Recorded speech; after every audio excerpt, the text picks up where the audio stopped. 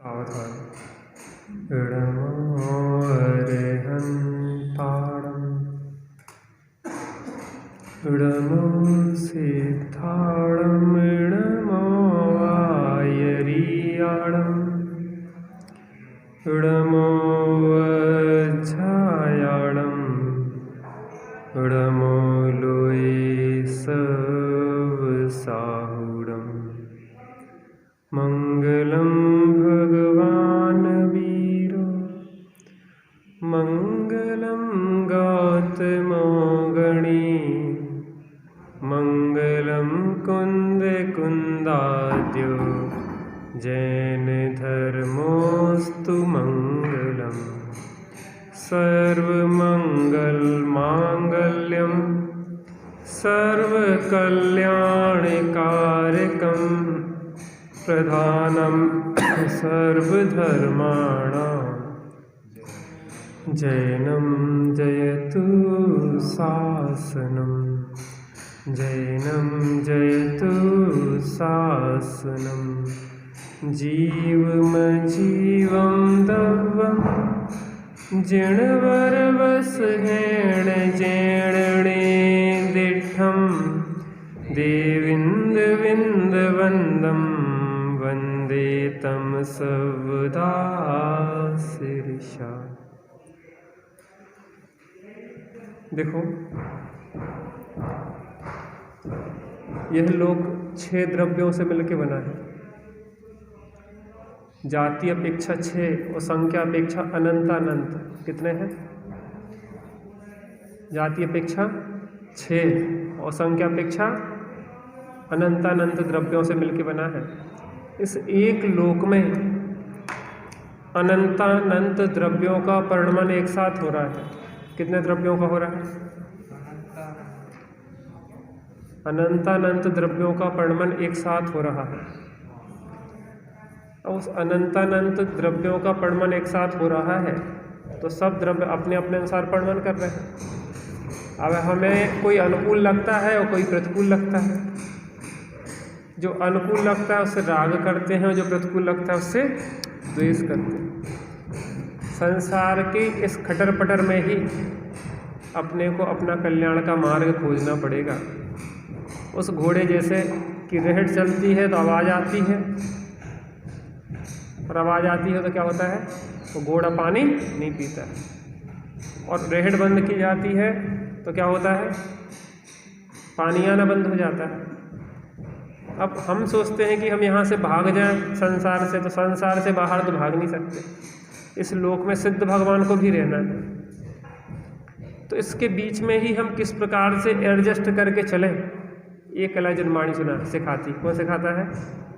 जनमाणी सिखाती है। यहाँ पे अपनी चर्चा श्री द्रव्य संग्रह जी ग्रंथ के आधार पर चल रही है।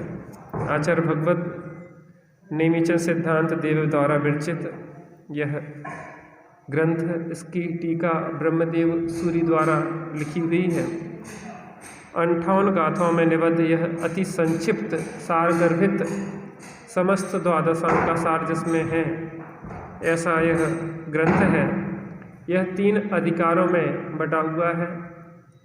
प्रथम अधिकार 6 द्रव्य 5 अस्थि का है, जो 27 गाथाओं में है। द्वितीय अधिकार 7 तत्व 9 पदार्थ अधिकार, जो 11 गाथाओं में है। तृतीय अधिकार भेदाभेद 20 गाथाओं में है, जिसमें भेदाभेद रत्नत्रय और उसका कारण ध्यान की चर्चा की गई है। सोम नामक राजश्रेष्ठी के निमित्त से इस ग्रंथ को लिखा गया है। कल अपन ने सामान्य रूप से चर्चा की थी कि प्रथम की जो जीव अधिकार के बारे में विचार करें तो प्रथम जो 14 गाथाएं हैं वह जीव अधिकार की हैं, जिसमें पहली गाथा में मंगलाचरण है। दूसरी गाथा में जीव के 9 अधिकार की सूचना रूप गाथा है। उसके बाद जीवो जीता है एक गाथा, उपयोगमयी है 3 गाथा, अमूर्ति अमूर्तिक है एक गाथा, कर्ता है एक गाथा, भोक्ता है एक गाथा, स्वदेह परिमाण है 1 गाथा, और संसार में स्थित है 3 गाथा, और ऊर्ध्वगमन स्वाभाविक और सिद्ध है, यह 1 गाथा में 2 अधिकार समाहित है। इस प्रकार की से कुल 12 गाथाओं में इन 9 अधिकारों की चर्चा की गई है। उसके बाद अजीब का वर्णन है 22वीं गाथा तक, माने कितनी गाथाएं हो गई? 15 से लेके 22 तक अजीब द्रव्य का वर्णन है। उसके बाद 22 गाथा के बाद 5 गाथाओं में 5 अस्थि कायत्व की चर्चा है। तो इस प्रकार से कुल 27 गाथाओं में यहाँ पे चर्चा है। अपन आज से ग्रंथ प्रारंभ करते हैं। कल अपन ने पहली गाथा पढ़ी थी, एक बार उसको दोहराते हैं, फिर उसके विषय में अपन चर्चा करेंगे। जीवम जीवम दवम, बोलिए। जिणवर वसहेण जेणणे दिठम,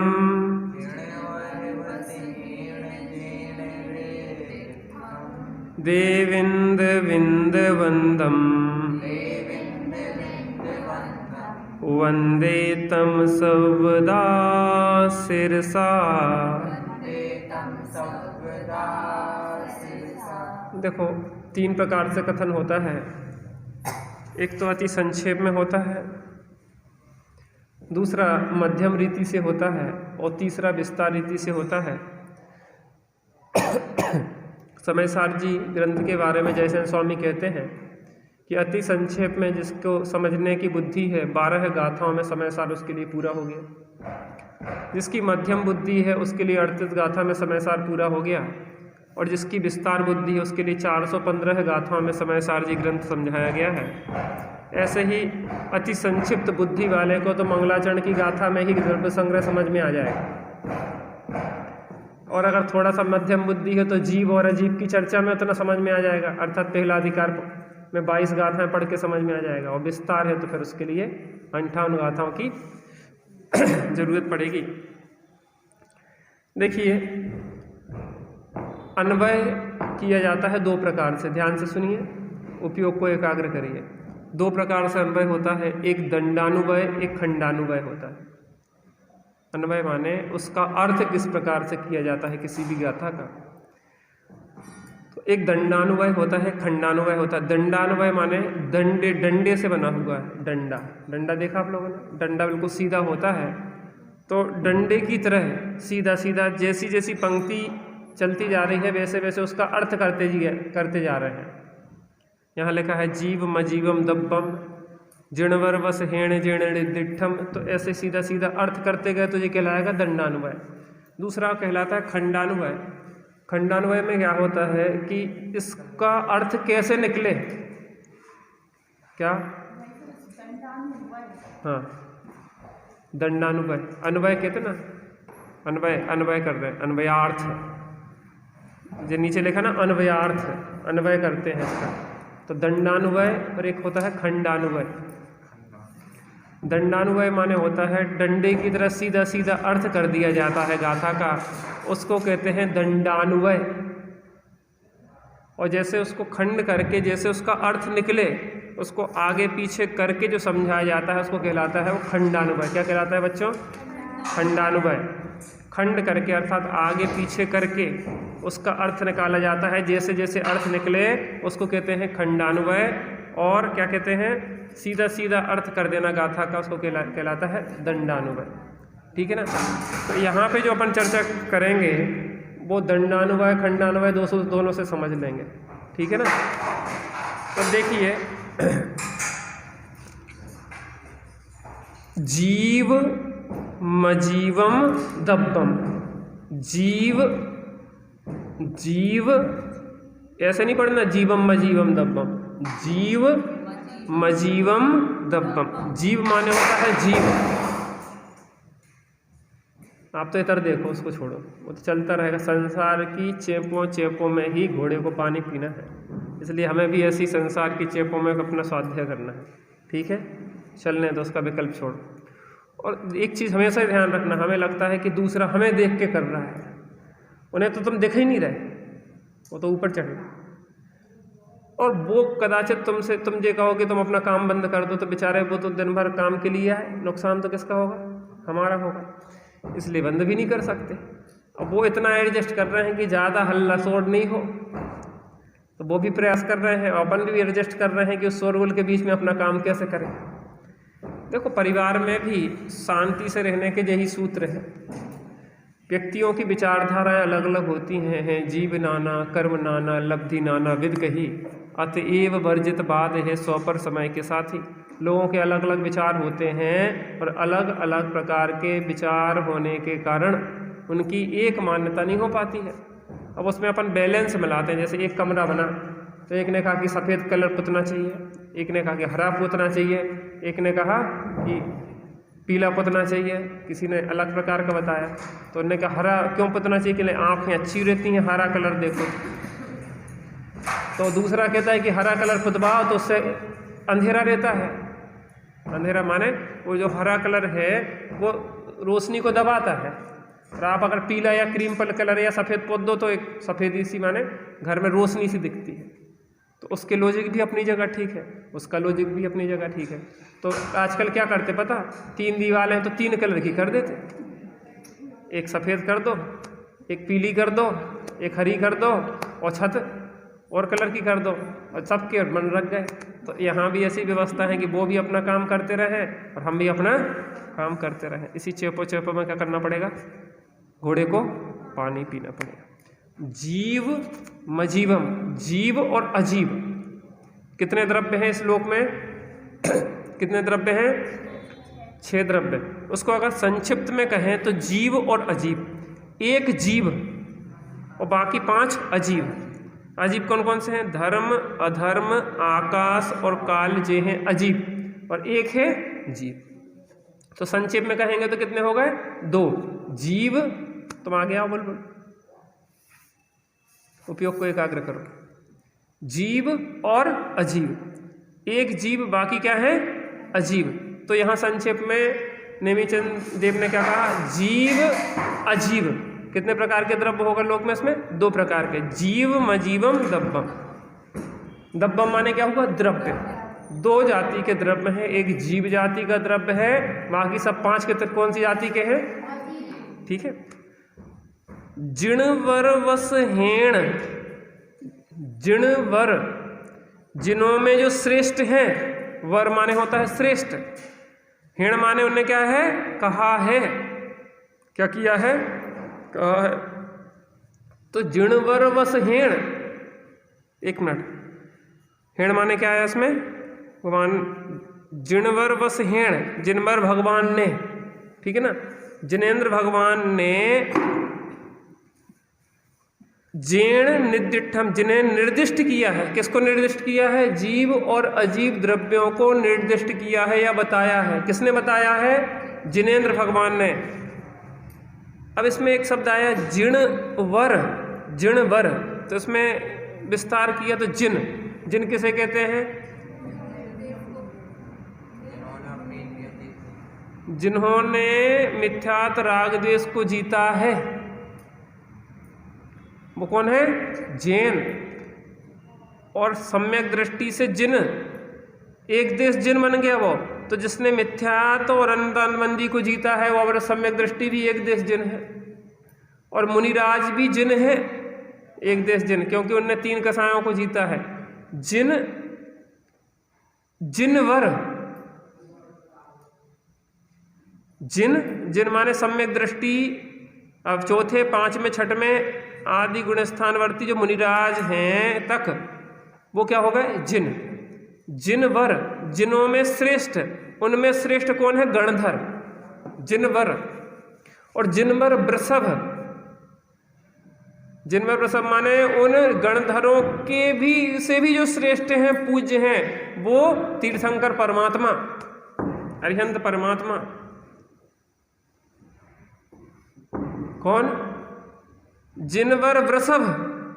दूसरा अर्थ निकालेंगे जिनवर वृषभ का, इस 24 के वर्तमान तीर्थंकर ऋषभदेव, या समस्त जो भी जिनकी दिव्य ध्वनि के द्वारा हमारे पास यह उपदेश आया है वो समस्त अरिहंत परमात्मा, ठीक है ना। जिनवर वस हेण जीर्ण ऋद्धिठम, जिनेन्द्र क्या है, जिनवर भगवान ने जीव अजीवम द्रव्य माने जीव और अजीव द्रव्य को जिनेन्द्र भगवान ने बतलाया है। किसने बतलाया है जीव और अजीव द्रव्यों को? अगर भगवान नहीं होते तो हमें कैसे पता पड़ता कि लोक में 6 द्रव्य हैं, जीव और अजीव जाति के द्रव्य हैं। देविंद विंद बंदम, देवेंद्रों के वृंदों से बंधित। किससे बंधित हैं? देवों के समूह से बंधित है। देवों के देविंद विंद, देवों के जो इंद्र हैं देवेंद्र, और देवेंद्रों के समूह से जो बंधित है। देवेंद्र होता है देवों का इंद्र। देवेंद्र किसे कहते हैं? देवों का जो इंद्र है, जैसे स्वधर्म इंद्र कहते हैं पहले दूसरे स्वर्ग में स्वधर्म। तो देवों के इंद्रों के समूह द्वारा पूजित है। किसके द्वारा पूजित है? इंद्रों के समूह। अब देखना, देवों के इंद्र द्वारा जो पूजित हो गया तो देवों द्वारा तो पूजित होगा, क्योंकि प्रजा राजा का अनुकरण करती है। अब जब लीडर ही सन्मुख हो गया है, झुक गया है, तो प्रजा भी क्या होगी? झुकेगी। क्या कह रहे हैं? देविंद विंद बंदम, देवों के समूह से बंधनी। वंदे तम सर्वदा श्रद्धा, उन्हें हम वंदना करते हैं। कैसे? सर प्रकार से मस्तक नवाकर हम उनकी वंदना करते हैं। अब एक प्रश्न खड़ा होगा कि भगवान ने जीव और अजीव द्रव्यों को बता के क्या उपकार किया हमारे ऊपर? क्या कहा? भगवान ने जीव और अजीव द्रव्यों को बता के हमारे ऊपर क्या उपकार किया? क्योंकि जीव और अजीव को ना जानने से ही जीव दुखी है। क्योंकि अजीव को जीव मानता है, अजीव में एकत्व ममत्व कर्तृत्व भोक्तत्व करता है तो संसार खड़ा होता है, आश्रव बंध खड़ा होता है। और जीव में एकत्व ममत्व कर्तृत्व भोक्तत्व करता है तो संबंध निर्जरा और मोक्ष खड़े होते हैं। तो जीव जब जीव में अपनापन करे तो संबंध निर्जरा मोक्ष होगा, और जीव अजीव में अपनापन करे तो आश्रव बंध अर्थात संसार होगा। तो जीव और अजीव द्रव्यों को बता के हमें भगवान ने क्या किया है? उपकार किया। अब देखो, इसमें एक विशेष चीज़ बताई है। यहाँ पे पेज नंबर 5 निकालेंगे आप। इसकी तीसरी 2.5 लाइन छोड़ के एक गाथा लिखी।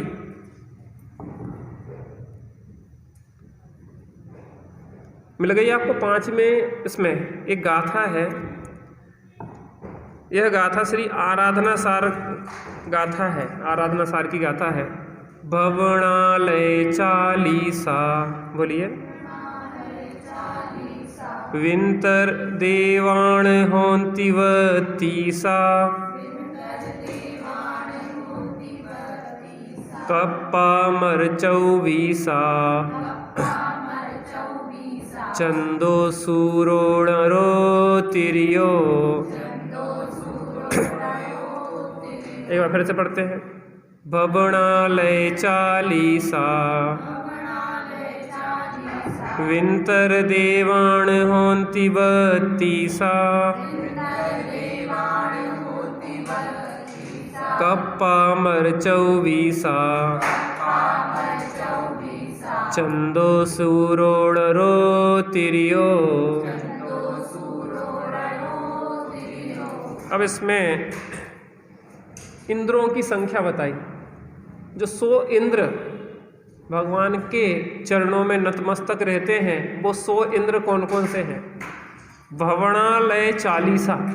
भवनालय माने होता भवनवासी के 40। क्या? इसकी रिकॉर्डिंग भी हो रही है, आप घर पे एक बार रिकॉर्डिंग सुन सकते हैं। आपके ग्रुप पे कल की डाली थी तुमने द्रव्य संग्रह की, तो आपकी पहुंच जाएगी लिखने की शांति से।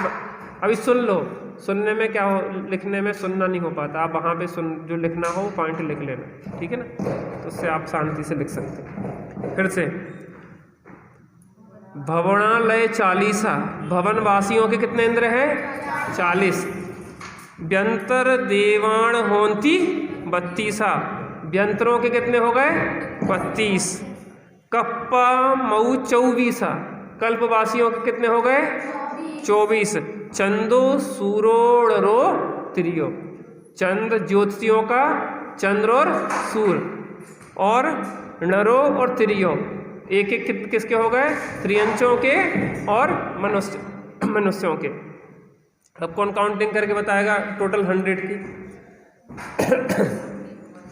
भवनालय 40, भवन व्यासियों के कितने हैं? 40, वेरी गुड। व्यंतर देवाण होंती 32, व्यंतरों के कितने हैं?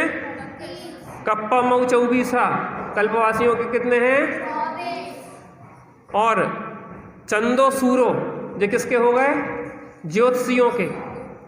डरो त्रियो, एक मनुष्यों में और एक त्रियंच में। अब देखो नारकियों में कोई इंद्र होता नहीं है, क्योंकि सब अहिमेंद्र बने बैठे हैं, कोई किसी की सुनता नहीं है, लड़ते झगड़ते रहते हैं। जहाँ घर में सब अहिमेंद्र बन जाते हैं तो क्या होता है? लड़ाई झगड़ा होता है। और जब एक दूसरे की सुनता है, बड़े लोगों की सुनता है, बड़े लोगों के अनुशासन में रहता है, तो क्या हो जाता है? स्वर्ग हो जाता है। और जब अपने अपने आगे अपन हो जाते हैं तो क्या हो जाता है? नरक हो जाता है। क्या कह रहे हैं जैसी दीदी, क्या कह रहे हैं? जब हम बड़ों के अंडर रहते हैं तो स्वर्ग हो जाता है, जब स्वयं अपने अपने हिसाब से चलते हैं तो क्या हो जाता है? नरक हो जाता है। वहाँ कोई भी इंद्र नहीं है और सब इंद्र बने बैठे हैं। यहाँ पे कह रहे हैं भवनवासी के कितने इंद्र पूछते हैं भगवान को? 40। व्यंतरों के कितने हो गए? कल्पवासियों कितने हो गए? 24। ज्योतिषियों के कितने हो गए? 2। और मनुष्यों का 1 और त्रियंचों का 1। टोटल कितने हुई है? कैसे हुई है? भवनवासी के 40, व्यंतरों के 32 कितने हो गए? कल्पवासियों के 24 कितने हो गए? चंद्रमा सूर्य और चक्रवर्ती मनुष्यों का 1 और सिंह हो गया त्रियंचों का 1, 100 हो गए। किसको नमस्कार करते हैं? जिनेंद्र देव को नमस्कार करते हैं। क्यों नमस्कार करते हैं? जीव और अजीव द्रव्यों का वर्णन करके हम पे क्या उपकार किया है? क्योंकि अगर हम जीव और अजीब को नहीं जानेंगे तो अजीब से भिन्न जीव का आश्रय लेके श्रद्धा ज्ञान स्थिरता करके रत्नत्रय कैसे प्रकट करेंगे और हम सुखी कैसे होंगे? इसलिए भगवान ने उपकार किया है हमें, क्या बता के? जीव अजीब द्रव्यों का वर्णन करके हमारे ऊपर उपकार किया। देखो, गाथाओं का निरूपण करने की 5 प्रकार की पद्धति होती है। शब्दार्थ, नयार्थ, मतार्थ, आगमार्थ और भावार्थ। कौन कौन सी? पहला शब्दार्थ, नयार्थ, मतार्थ, आगमार्थ और भावार्थ। फिर से शब्दार्थ, नयार्थ, मतार्थ, आगमार्थ और भावार्थ। फिर से शब्दार्थ, नयार्थ, मतार्थ, आगमार्थ और भावार्थ। ठीक है। अब शब्दार्थ क्या कहलाता है? जो अपन ने एक शब्द से अर्थ किया ना, वो कहलाता है शब्दार्थ। जीव, मजीवम, दब्बम, ये एक एक शब्द से अर्थ कर शब्दार्थ। नयार्थ, नयो, किस नए से ये बात कही गई है? जो भी बात कहते हैं वो आप किसी ना किसी दृष्टिकोण से कहते हैं। कैसे कहते हैं? ऐसे कहते हैं, दृष्टिकोण से कहते हैं। तो कोई ना कोई एंगल होता है, कोई भी बात करने का क्या होता है? दृष्टिकोण होता है। तो वो किस नए से कही गई है इस गाथा में बात? तो पहले शब्दार्थ करो, फिर नयार्थ करो कि यहाँ ये जो वर्णन किया जाता है ये निश्चय नय का है, कि ये व्यवहार नय का है, ये सद्भुत व्यवहार नय का है, कि ये असद्भुत व्यवहार नय का है। इन सब का वर्णन नयार्थ में आता है। समझ में आया? शब्दार्थ, न्यार्थ, मतार्थ। जो बात कही जाती है, किसी विरुद्ध गलत मत का खंडन किया जाता है और सही बात का मंडन किया जाता है। इस बात से सांख्य मत की मान्यता का खंडन हो रहा है, इस बात से बौद्ध मत की मान्यता का खंडन हो रहा है, इससे वैशेषिक मत का खंडन हो रहा है, जो सठ दर्शन होते हैं ना। तो जो गलत मान्यताएं हैं, हर गाथा उस किसी ना किसी गलत मान्यता का खंडन करती है, तो वो कहलाता है मतार्थ। शब्दार्थ, न्यार्थ, मतार्थ, आगमार्थ। आगम में इस विषय में कहाँ कहाँ इस प्रकार का निरूपण किया गया है, तो आप और भी जैसे हम आपको विस्तार से बताएं कि जिस गाथा यहाँ भी आई, इस संदर्भ में यहाँ भी विवेचना है, इस संदर्भ में भी यहाँ भी विवेचना है। जैसे जिनने यहाँ पे इस विषय में गाथा दे दी कि नहीं दे दी, आराधना सार की, तो इस विषय में आराधना सार में क्या कहा, इसमें समय सार में क्या कहा, तो ये क्या हो गया? आगमार्थ। आगम में इसका निरूपण कहाँ है? आगमार्थ। उसके बाद क्या होगा? भावार्थ। अब इसका कंक्लूजन क्या कहते हैं? कंक्लूजन क्या कहलाएगा इसका? हमने इतनी गाथा पढ़ी, आपने इतना समझाया, और इसमें करना क्या है? करना ये है कि अजीब से भिन्न जीव का श्रद्धान ज्ञान और आश्रय करके सुखी होना है, जिसका हो गया भावार्थ। तो पहली गाथा अपनी पूरी हो गई। एक बार गाथा पाठ करके दूसरी गाथा पे आते हैं, एक साथ बोलेंगे। जीवम जीवम दवम जिणवर बसहेण जेणणे दिठम देविंद विंद वंदम वंदे तम सर्वदा सिरसा। चलिए दूसरी गाथा निकालिए। मिल गई आप लोगों को पेज नंबर 8। ठीक है,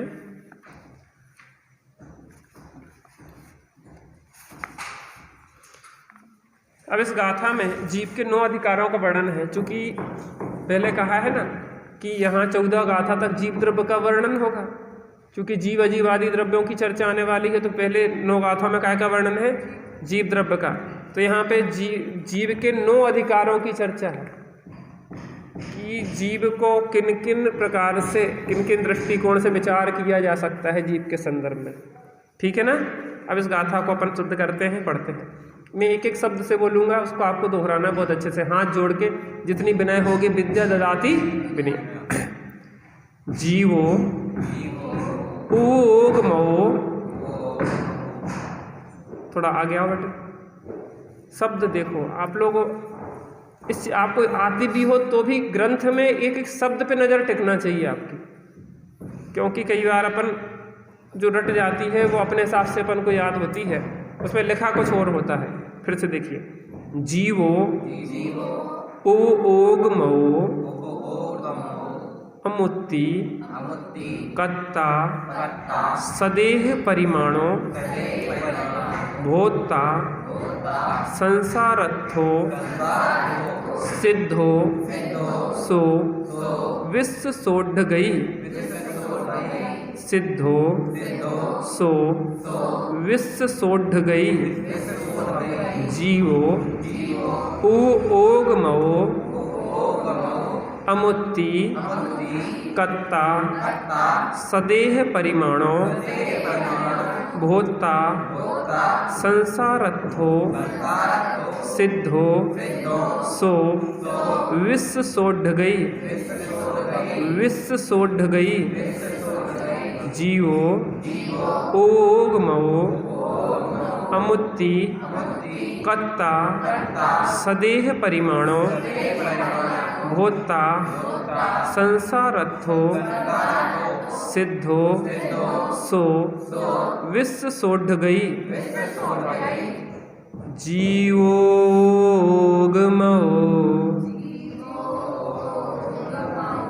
जीवोगमो अमुत्ति कत्ता सदेह परिमाणो अमुत्ति कत्ता सदेह परिमाणो भोक्ता संसारत्थो सिद्धो सो विश्व सोढ़ गई। जीवोगमो अमुत्तिकर्ता सदेह परिमाणो भोक्ता संसारत्थो सिद्धो सो विश्व सोढ़ गई। एक साथ पूरी गाथा पाठ करेंगे। जीवोगमो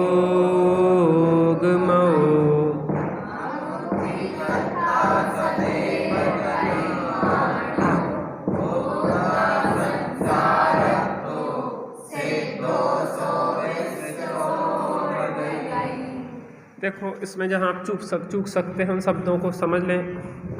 अपन वैसे शब्द में बोलते हैं उपयोग बोलते हैं ना, यहाँ उपयोग नहीं, ओ ओग वाह है वाह ओ ओग जी चूंकि प्राकृत है ना, जीवो ओ ओग वाह ओ ओग मो जीवो ओ ओग बोलना वहाँ देख के उत्तर में देखोगे तो ज़्यादा अच्छा होगा। हाँ ध्यान से देखो उसको। जीवो ओ ओग, इधर देखो एक दूसरे की शक्ल नहीं, ग्रंथ में देखो, नजर नहीं हटना चाहिए ग्रंथ से आपकी। जीवो ओ ओग मो अमुत्ति कत्ता सदेह परिमाणो भोक्ता संसारत्थो सिद्धो सो विश्व सोढ़ गई। सिद्धो सो विश्व सोढ़ गई, विश्व सोढ़ गई। फिर से एक बार पूरा एक साथ। जीवोगमो अमुत्तिकर्ता सदेह परिमाणो भोक्ता संसारत्थो सिद्धो सो विश्व सोढ़ गई। बहुत बढ़िया। देखो प्राकृत भाषा बहुत सरल है, बच्चों की भाषा है, कल चर्चा की थी। तो एक बार आपकी जबान लौटने लग जाए उस तरीके से बोलने में तो क्या होगा, वो आपको बहुत मज़ा आएगा, आनंद आएगा। एकदम प्राकृत माने प्रकृति की भाषा है, सहज भाषा है। ठीक है, अब अपन इस पे चर्चा करते हैं।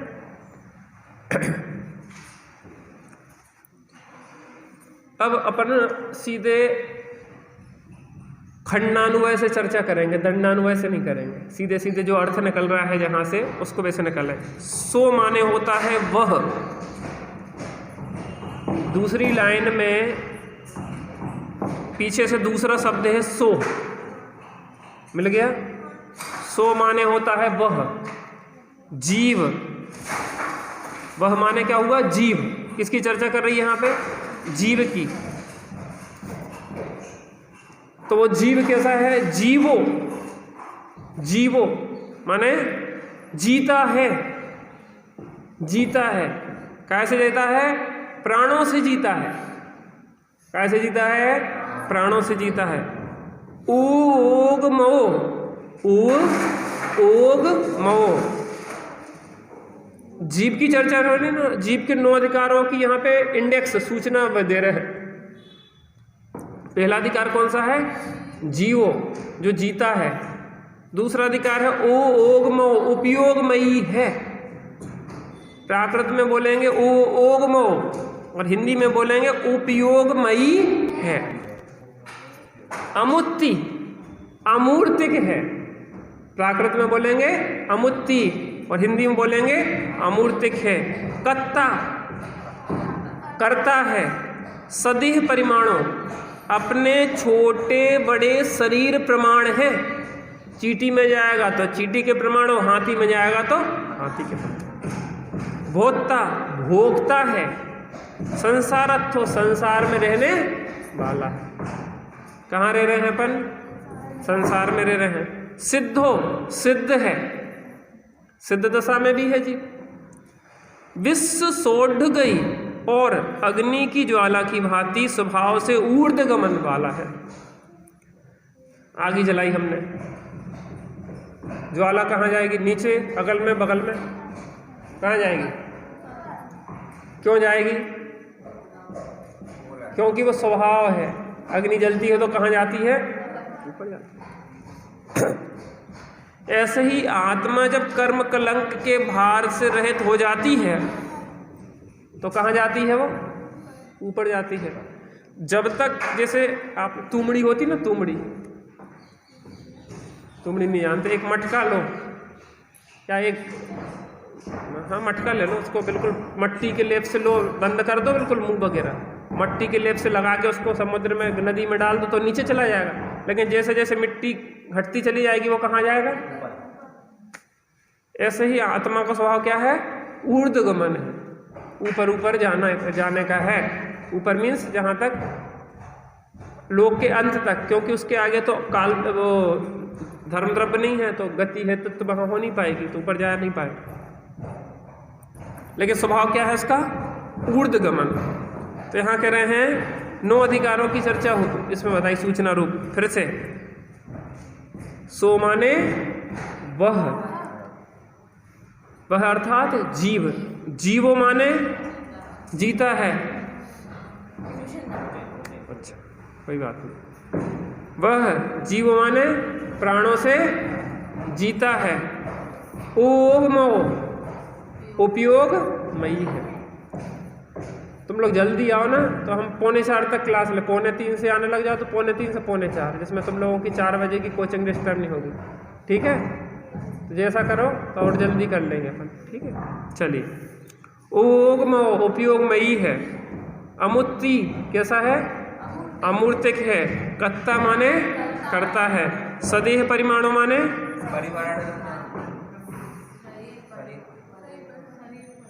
उपयोग को एकाग्र करो। सदेह परिमाणों, जो देह मिलती है उसके प्रमाण है, उस बराबर है। भोक्ता भोक्ता है। संसारत्थो संसार में स्थित है। सिद्धो सिद्ध है। विश्व छोड़ गई और अग्नि की ज्वाला की भांति स्वभाव से ऊर्ध्वगमन करने वाला। देखो,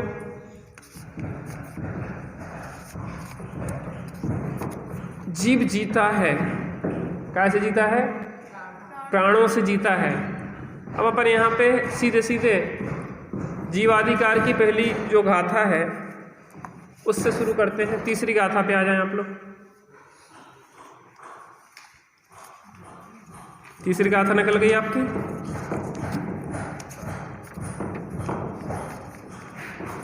ये वाली पुस्तक अगर किसी के पास हो तो ले आना। एक बार हमने बहुत सारी मंगाई थी, क्लास भी ली थी 3-4 साल पहले, और वो मंदिर से सबके घर पहुंच गई, उसके बाद वो वापस नहीं आ रही। तो देख लेना जिसके घर पे हो ये वाली द्रव्य संग्रह की छोटी वाली, तो वो यहाँ लेके आना, उसमें संक्षेप में आपको सार मिलेगा। चलिए गाथा पे आते हैं। तिक्काले चदुपाणा इंद्रिय। तुमने बोला क्या? ध्यान से देखो, इधर अगर शक्ल देखोगे तो भूल जाओगे। इंद्रिय बल माऊ आण पाणोय व्यवहारा सो जीवो ऋच्चय। क्या लिखा?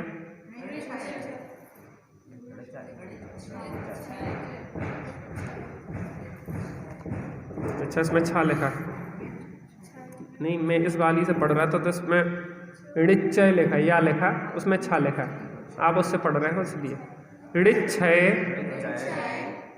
ऋच्छय ऋ दो दु चेदना जस तिक्काले चदुपाणा इंद्रिय बल माऊ आण पाणो य व्यवहारा सो जीवो ऋच्छय ऋ दो चेदना जस तिक्काले चदुपाणा इंद्रिय बल माऊ आण पाणोय व्यवहारा सो जीवो ऋक्षय णैदो दु छेदना जस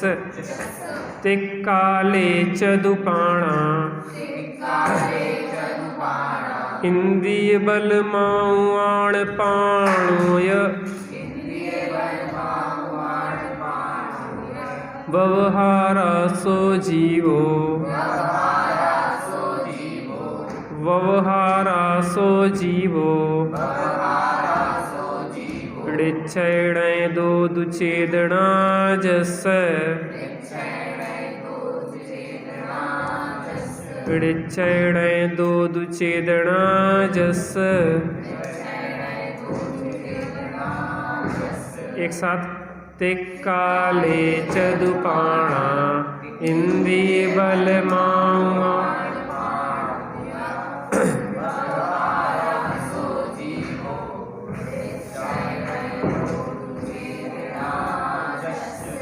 फिर से तिक्काले चदुपाणा इंद्रिय बल माऊ आण पाणोय व्यवहार।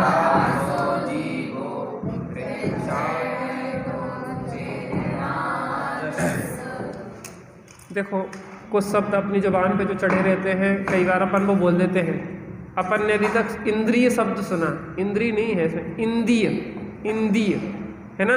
ऐसे निश्चय सुना, इसमें क्या है, इसमें क्या है, ऋक्षय ऋक्षय।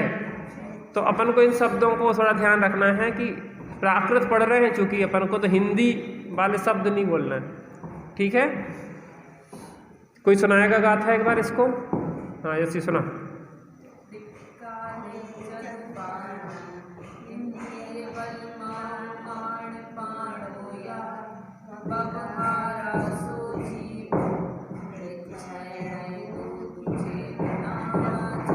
बहुत बढ़िया। या बड़ा नहीं है, या हल्के से बोलना है ना। या बड़ा याद होता तो जोर से लगाते, हल्का सा उच्चारण होता इसका। चलिए अपन इसको समझते हैं। जीवादिकार जो पहला है उसकी गाथा है जी, गाथा क्रमांक 3। अब इसका अपन खंडान्वय देखते हैं। व्यवहारा अर्थात व्यवहार से, बोलिए व्यवहारा माने व्यवहार से।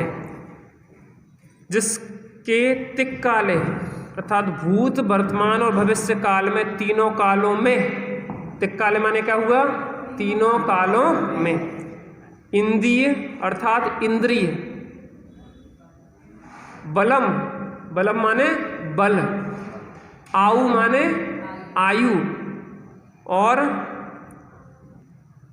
या माने और, आण पाणो श्वासोच्छ्वास श्वासोच्छ्वास, आण पाणो, आण आना और जाना, आण पाणोया, आना और जाना होता है, किसका होता है, श्वासों का, तो उसको कहते हैं आण पाण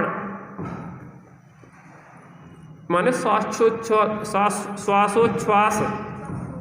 चदुपाणा यह 4 प्राण, कितने प्राण होते हैं, 4। दु माने और, ऋक्षय णैदो निश्चय नय से, जस माने जिसके, चेतना चेतना होती है, सो जीवो वह जीव है। निश्चय नय से जिसकी चेतना होती है वह जीव है, और व्यवहार नय से जो 4 प्राणों से जीता है वह। निश्चय व्यवहार की चर्चा किसी दिन अपन शाम को करेंगे, ज़्यादा से ज़्यादा लोगों को लाभ मिलेगा कि निश्चय व्यवहार कहते किसे हैं, उनके कितने भेद हैं, उनकी स्वरूप परिभाषाएं क्या है, उनका प्रयोजन क्या है, इसकी चर्चा शाम के समय कोई दिन अपन देख लेंगे। अभी तो अपन इसको, इस गाथा का अपन अर्थ देख लेते हैं। तिक्काले चदुपाणा, तीनों कालों में, तीन काल कौन कौन से थे, भूतकाल, वर्तमान काल और भविष्य काल, ये 3 काल। तिक्काले चदुपाणा इंद्रिय बल माऊ आण पाणोया, इंदी माने इंद्री, बल माने बल, माऊ माने आयु, आण पाणो माने श्वासोच्छ्वास। तीनों कालों में जीव जीता है। कैसे जीता है? 4 प्राणों से जीता है। लेकिन 4 प्राणों से कैसे जीता है? निश्चय से कि व्यवहार से? व्यवहार से संसार में तीनों कालों में जीव जीता है। कैसे जीता है? 4 प्राणों से जीता है। कौन कौन से? इंद्री, बल, आयु और श्वासोच्छ्वास। जीवो ऋचय णय दोदु चेदना जस, निश्चय नय से किन से जीता है? चेतन प्राण से जीता है। निगोदिया भी चेतन प्राण से जी रहा है, हम भी चेतन प्राण से जी रहे हैं और सिद्ध भगवान भी चेतन प्राण से जी रहे हैं। लेकिन कैसे? निश्चय नय से। और व्यवहार नय से कैसे जी रहे हैं? 4 प्राणों से, जिसको अपन 10 प्राण भी कहते हैं। 5 इंद्री, 3 बल, आयु और श्वासोच्छ्वास। 5 इंद्री, 3 बल, आयु और श्वासोच्छ्वास। अब आप बताएंगे हमें कि एक इंद्री कितने प्राणों से जीता है? 4 प्राण तो हो गए सामान्य से। अब लेकिन 10 प्राणों में अगर डिवाइड करें तो उसके कितने प्राण होते हैं एक इंद्री के? देखो बोलो। एक इंद्री हो गई, 5 में से 1 होगा तो क्या 4 तो गए। बल तीनों, तो कौन सा बल होता उसको? देखो इंद्रियां होती 5, एक इंद्री कह रहे हैं तो मतलब एक इंद्री है, एक तो इंद्री हो गई। बल होते 3, मन बल, वचन बल और काय बल। तो उसके काय बल है, ना मन बल है ना वचन बल है, ठीक है ना। और आयु श्वासोच्छ्वास तो कॉमन है, हर जीव में होती है, बिना आयु और श्वासोच्छ्वास के होता नहीं। तो 4 हो गए। अब हो गया 2 इंद्री। तो इंद्रियां किसकी कितनी हो गई? 2 इंद्री माने 2 बोल रहे हैं तो वैसे ही 2 इंद्री हो गई। बल कितने हैं उसके? हो गए, मन नहीं है ना उसके, तो क्या हो गया? वचन भी होते उसके। तो मैं सुनाई नहीं देते, लेकिन वो धीरे बोलते हैं, लेकिन वचन बल होता है, ठीक है ना। 2 इंद्री के वचन बल होता है, काय बल होता है। तो कितने हो गए? 4। और आयु श्वासोच्छ्वास कितने प्राणों से जी रहा है? 6। 3 इंद्री, 3 इंद्रियां हो गई, और वचन और काय बल है, और आयु श्वासोच्छ्वास है। कितने हो गए? 7। 4 इंद्री के, 4 तो इंद्री हो गई, और बल अभी 2 ही हैं उसके। कितने हो गए? 4 और 2 6। आयु श्वासोच्छ्वास कितने हो गए? 8। असेनी पंचेंद्री, मन बल अभी इसके नहीं है, तो इंद्री तो 5 हो गई। इंद्री तो 5 हो गई ना। बल कितने हैं? 2। आयु श्वासोच्छ्वास भी है तो 9 हो गए। मन नहीं है अभी, तो कितने हो गए? 9 हो गए। और सेनी पंचेंद्री 10। अपन कितने से जी रहे? अपन लीडर हैं। अगर लीडर हैं तो सही काम करके दिखाओ, तब तो लीडर हैं, हाँ। इसलिए आज कितनी गाथाओं पे चर्चा हो गई? एक बार तीनों गाथाओं का पाठ कर ले, इसमें याद हो जाएगी। जीव, अच्छी तरह पढ़ना, देख के वर्ड देखना है, उसमें ध्यान रखना, फिर अपने मन से पढ़ते जाओ। जीवम जीवम दवम जिणवर वसहेण जेणणे दिठम ते विंद विंद वंदम वंदे तम सवदा सिरसा जियोगमो अमुतिकता सदेह परिमाणो बोता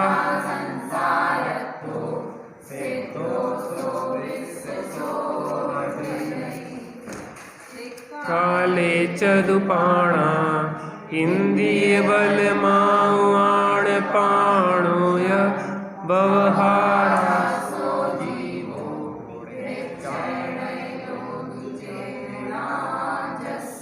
अच्छा लगा? और भी लोगों को लेके आइए आप लोग, जिसमें ज़्यादा से ज़्यादा लोग याद कर सकें, क्योंकि ये गाथा सूत्र अगर याद होंगे तो हमारे जीवन में समझ परिस्थितियाँ जब बिगड़ेंगी तो हमें ये बातें याद आ जाएगी। मैं तो चेतन प्राण से तब। चलिए निर्माण स्थिति कर लेते हैं।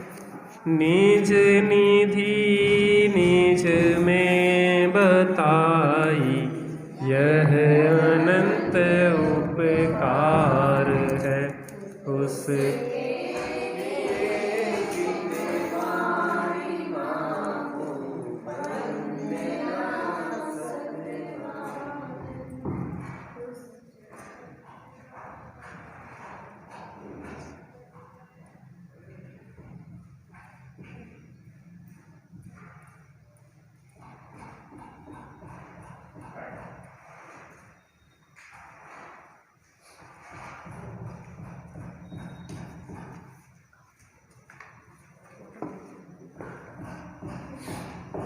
द्वादशांजनवाणी माता की, महाजैन धर्म की, पंच परमेष्टि।